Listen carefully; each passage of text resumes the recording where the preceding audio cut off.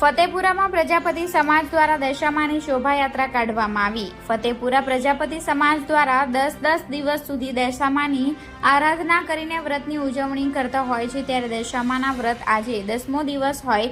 દશામાના આ 10મા દિવસે પ્રજાપતિ સમાજ દ્વારા ફતેપુરા નગરમાં દશામાની ભવ્ય શોભાયાત્રા કાઢવામાં આવી હતી।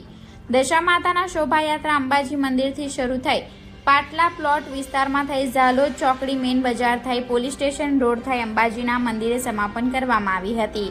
આ શોભાયાત્રામાં મોટી સંખ્યામાં પ્રજાપતિ સમાજના લોકો ધંધા રોજગાર બંધ રાખીને શોભાયાત્રામાં જોડાયા હતા।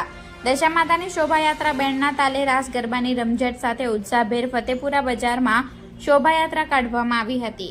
શોભાયાત્રાના સમાપન પછી મહાપ્રસાદનું પણ આયોજન કરવામાં આવ્યું હતું। Reporter Pravin Kalal, Gujarat crime news, Fatepura.